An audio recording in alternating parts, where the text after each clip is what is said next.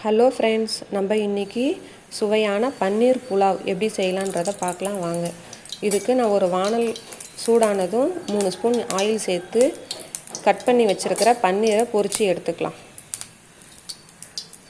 எண்ணெய் கொஞ்சம் சூடானதும் பன்னீரை போட்டு பொரித்து எடுத்துக்கலாம். நான் 100 கிராம் பன்னீர் கட் பண்ணி எடுத்துருக்கிறேன்.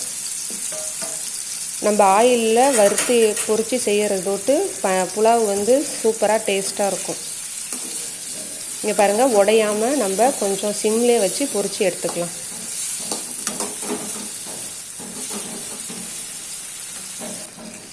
இங்கே பாருங்கள், நம்ம 3லேருந்து 4 நிமிஷத்துக்குள்ளே நமக்கு பன்னீர் பொரித்து எடுத்தாச்சு. ரொம்ப வேகணும்னு அவசியம் இல்லை, கொஞ்சம் குக் ஆனால் போதும். இப்போ நம்ம ஒரு குக்கர் வச்சு கொஞ்சம் குக்கர் ஹீட் ஆனதும் 3 ஸ்பூன் ஆயில் சேர்த்துக்கலாம்.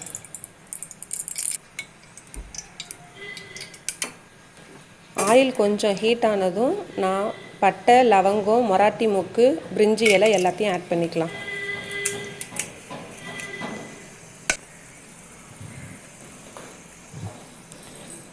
பிரிஞ்சி இலை எல்லாமே போட்டு பொரிஞ்சதும் நான் ஒரு பெரிய வெங்காயம் ஆட் பண்ணிக்கிறேன். நான் 3 பேருக்கு செய்யக்கூடிய அளவுக்கு நான் இப்போ சொல்கிறேன். வெங்காயம் கொஞ்சம் பொன்னிறமாக வதங்கட்டும்.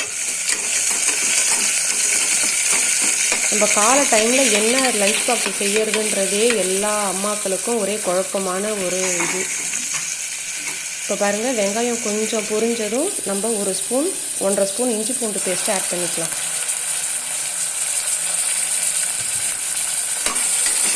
இஞ்சி பூண்டு பேஸ்ட்டு பச்சை வாசனை போகிற வரைக்கும் நல்லா ஆயிலே வதக்கி எடுத்துக்கலாம்.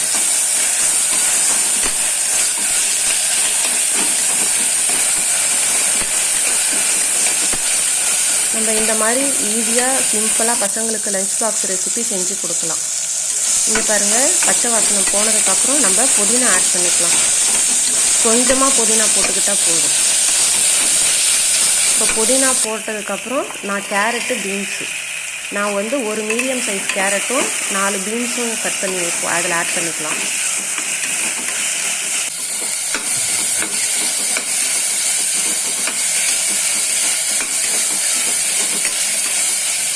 இங்கே பாருங்கள், காய் கொஞ்சம் வதங்கினோடனையும் ஒரு பிஞ்ச் மஞ்சத்தூள், 1 ஸ்பூன் கரம் மசாலா ஆட் பண்ணிக்கலாம்.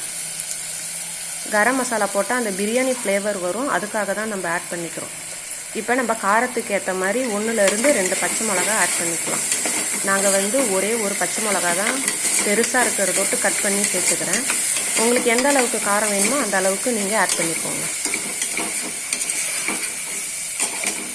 இப்போ நல்லா அந்த மசாலாலாம் எண்ணெயிலே போட்டு கொஞ்சம் வதங்கட்டும்.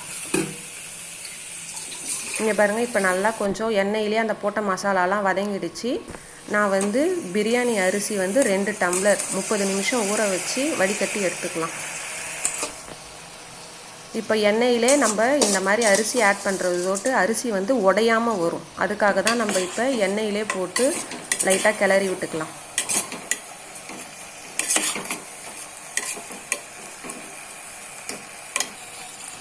இப்போ நான் 1 கிளாஸ் அரிசிக்கு 1.25 கிளாஸ் தண்ணி ஆட் பண்ணிக்கிறேன். இப்போ நான் 2 கிளாஸ் அரிசிக்கு 2.5 டம்ளர் தண்ணி ஆட் பண்ணி இதுக்கு தேவையான அளவுக்கு உப்பு ஆட் பண்ணிக்கலாம். இப்போ நம்ம கட் பண்ணி வச்சுருக்கிற பன்னீரையும் இதில் போட்டு அப்படியே வச்சிடலாம். பன்னீரை போட்டு ரொம்ப கிளறி விட தேவையில்ல, போட்டு அப்படியே வச்சாலுமே போதும்.